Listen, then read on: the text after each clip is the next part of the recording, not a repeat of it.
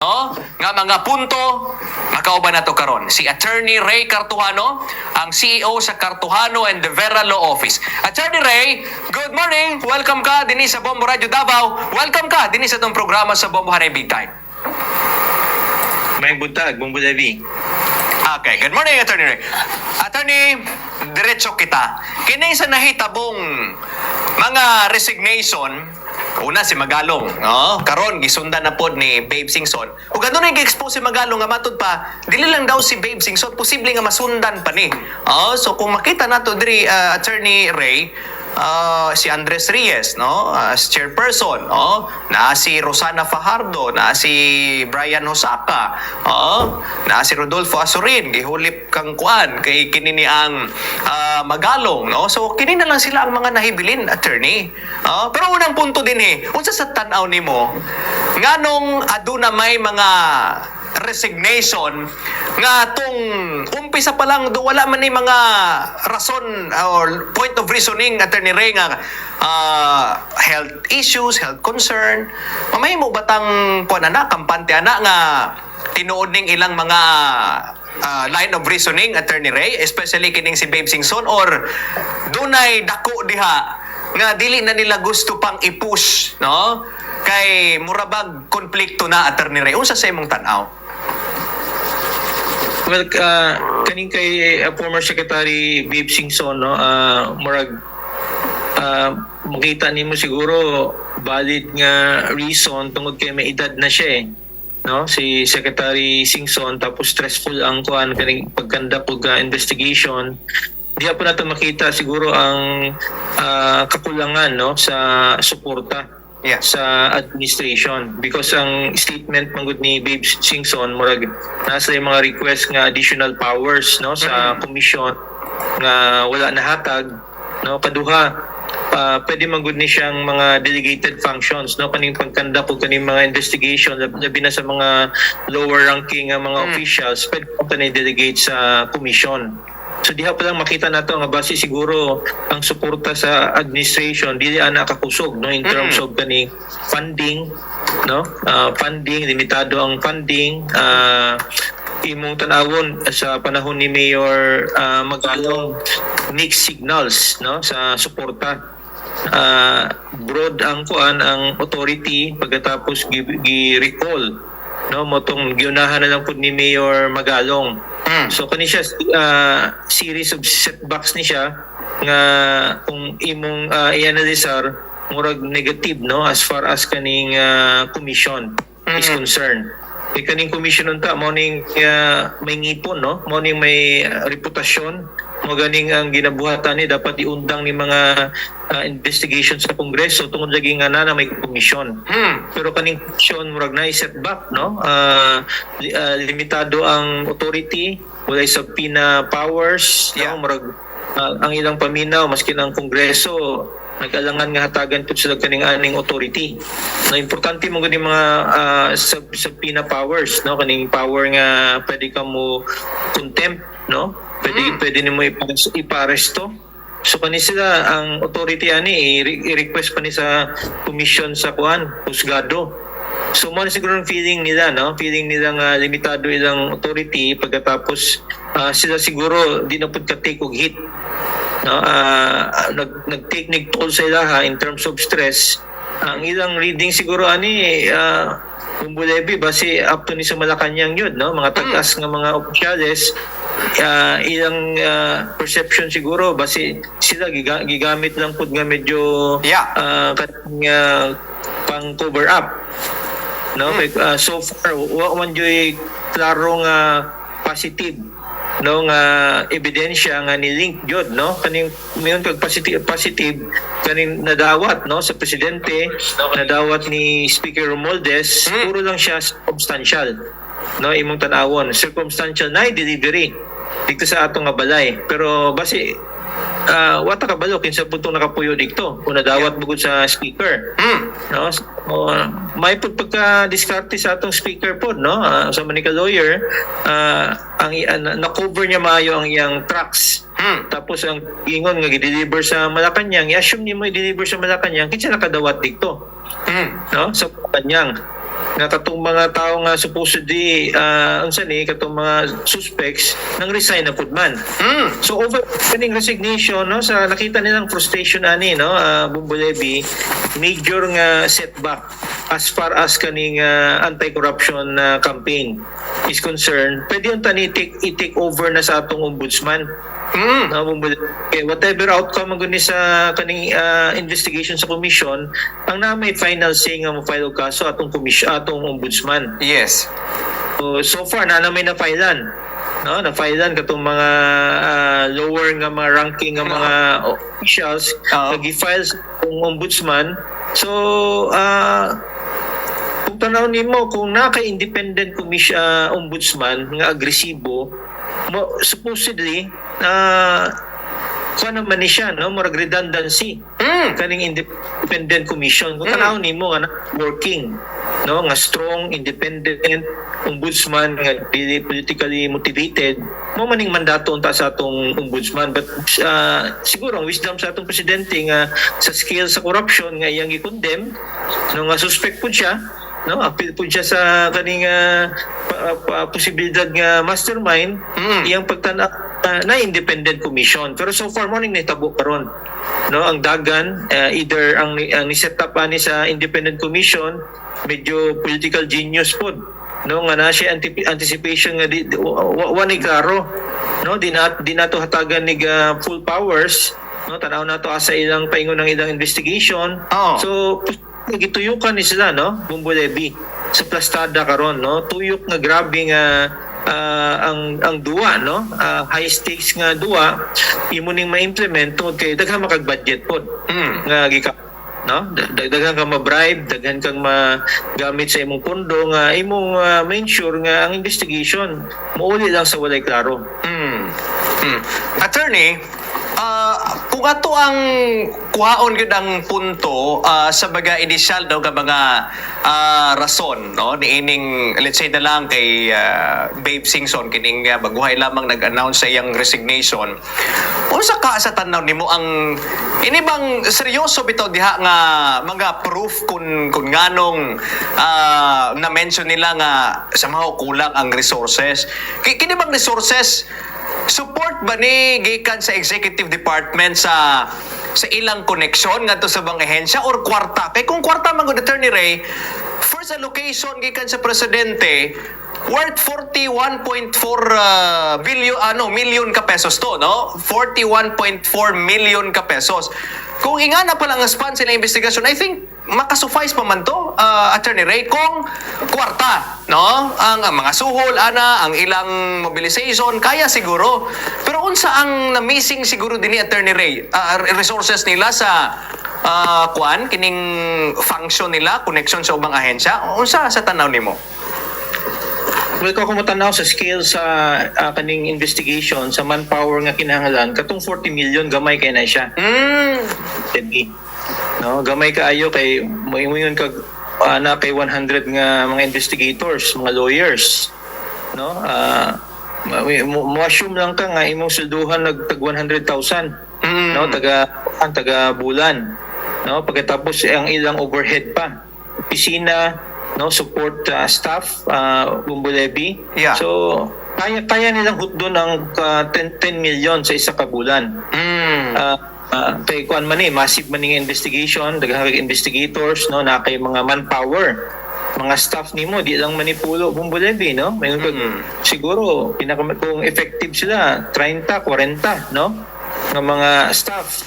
So diha siguro in between the line kumingon kag 40 million mudagan halos pahurot na siya. Okay. Pondo. No, so may budget, walay klaro nga authority in terms of kaning power nga mo cite in contempt, no, kaning subpoena powers. Diha na to paingon sa murag blank wall. No, anticipation ni sa katong nihimo produkto, no, in a sense murag criminally genius ang nibuhat ani, no, in the sense nga wa may paper trail. No, may positive identification except lang atong statement ni Saldico nga di pud mo balik din sa Pilipinas. posible po si Saldico part of the cover up po ni, no? Ilang kanang giningon nga gubuto na nagbayo, no? So unless nga dalhon siya din kahit siya man ang pivotal din appeal ng mga taga DPWH, ang sa DPWH ang ilang statement mong Bulebi gisugo daw, no? Sa presidente morning giingon sa speaker, no? Posible pud ka nga ebidensya sa korte, hearsay po na siya ng Bulebi, no?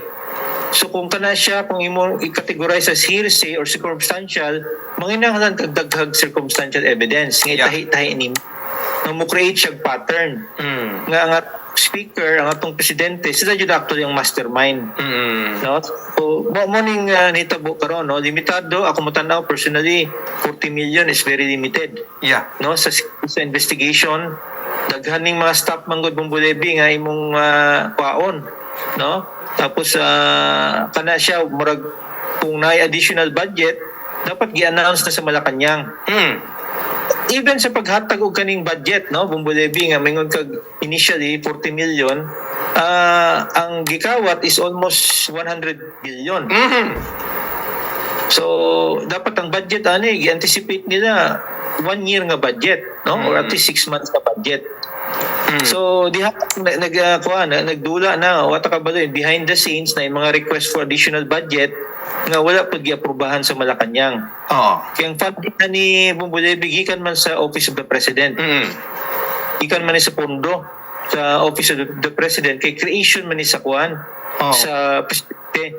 So kinahanglan nga budget gikan ni sa Kongreso. Anong mohatag og additional budget ang Kongreso nga sila man mismo sa suspect man. No? Atong congressman, atong mga senador, makita nimo karon ng guwas na billions ang paingon sila dito.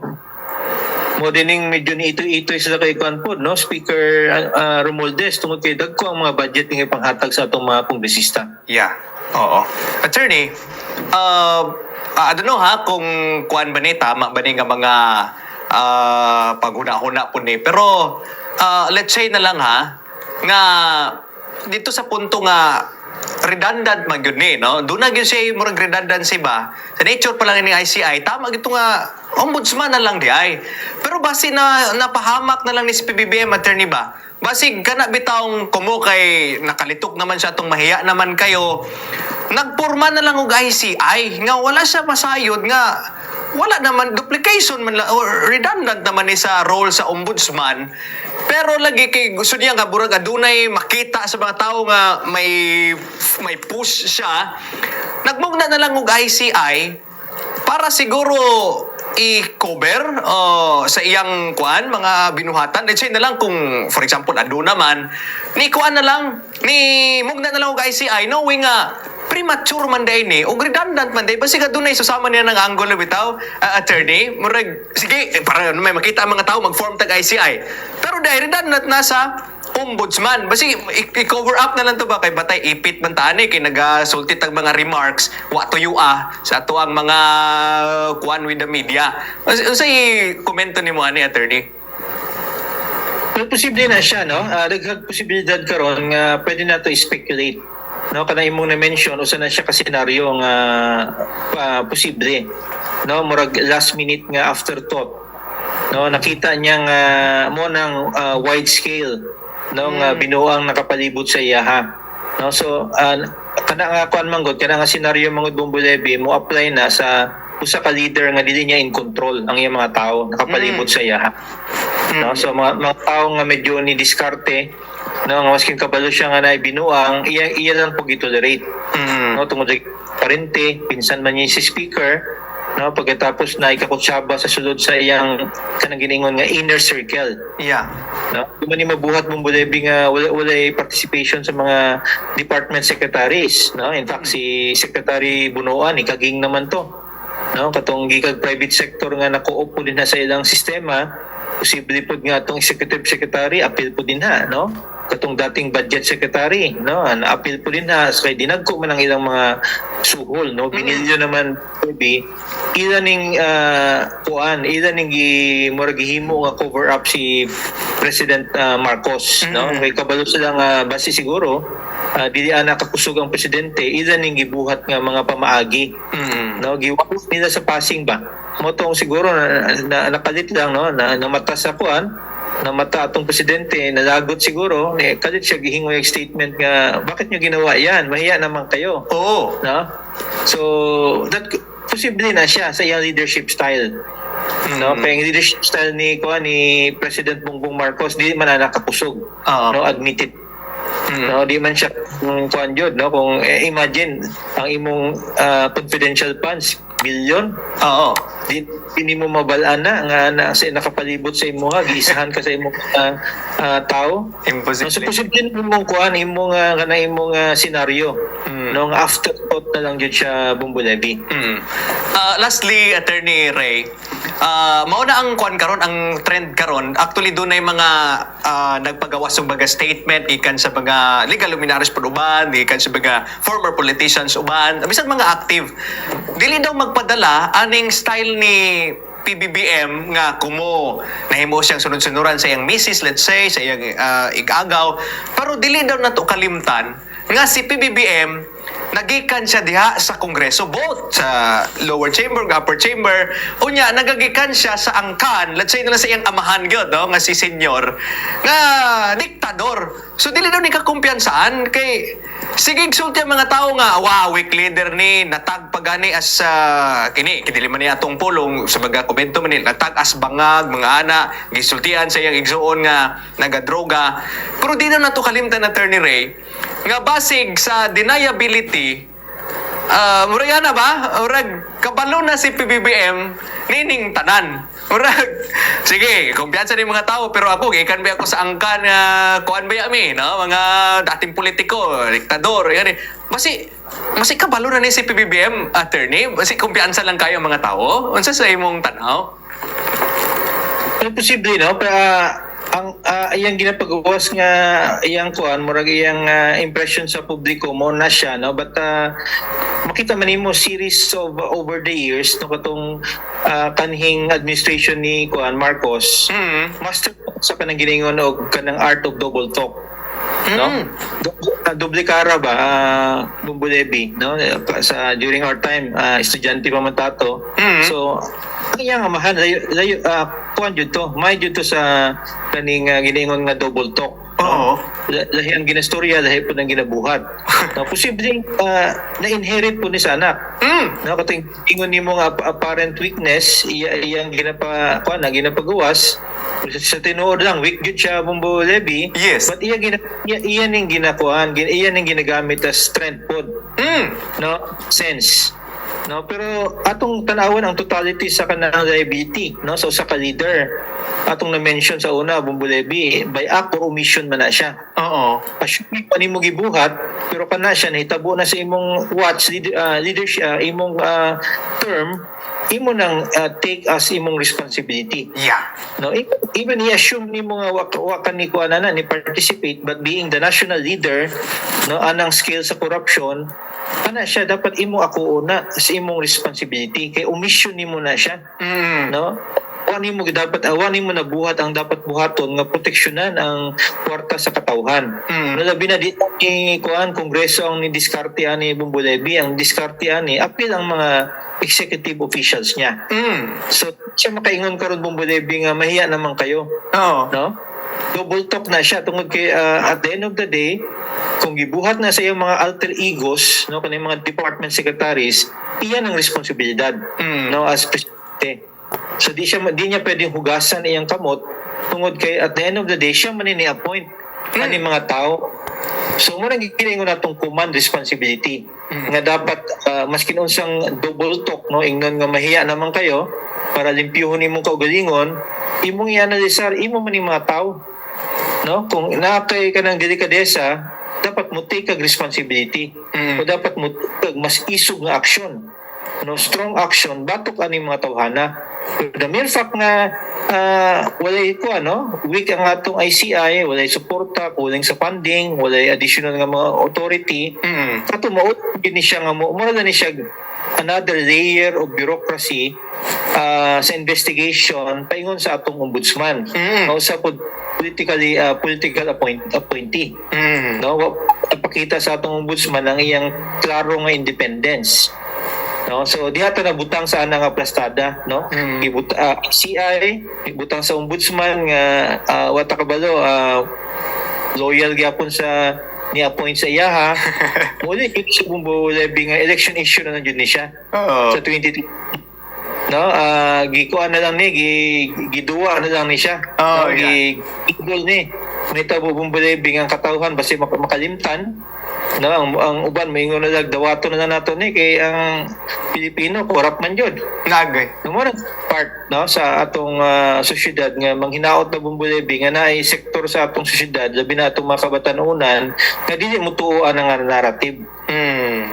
Dili mutuoan ang narrative nga dapat na jay responsibilidad no ang atong presidente. At kay siya man atong leader nahitabo na during his watch. Gikawat niya during his watch involving department secretaries na iba involving iyang mga political allies. Di niya pwede ingnon nga mahiya naman kayo. Dapat ang term din na Bulebi, mahiya naman tayo. Ayan. No? Hindi kayo, mahiya naman tayo sa ninakaw natin. No, sa pera ng mga Pilipino. Alright, Attorney Ray, daghan kay salamat ha sa gabi ni kabaga komento, mag-insights. So, siyempre, sa legal kabaga punto ngayon muna usab nga i-share ka nato, especially sa tabaga listeners karabuntaga. Dili usab sa tuwag rehiyon o sa tabaga viewers diya sa social media accounts nato. Thank you so much, Attorney Ray. Anytime, no? Bumbulebi. Si Attorney Ray Cartuhano, pagkiita ng abogado mga kabombo, no? O, taghang mga anggulo. Ang iyausap nga na-share karong buntaga din sa mainit-init yun nga tupiko na unsa bitaw ni in taon. Nangayabo naman wala ta masayo, asa ni paingon mga kabombo. Sa itong pagbalik, be, o ba na po, daay na po nga anggulo ni. Kay ni adto sa usa ka lugar, nangangko naman po din noon. Wala uban si PBBM na po, no? Mao na gisultis mga tawo. Dili daw iya pero iyang gangkon. Credit grabber ang tawag sa iya. Be, nganong na santok man sa baga una-una sa tao, nganong gikomento man pud ni nila after the visit of PBBM. May mga basihan ba ni ang mga tao? May mga record ba? Documented ba ni nga nasulti sa mga tao nga oy, gapangangkon ka sa trabaho nga dili imo or wa nimo gisugdan.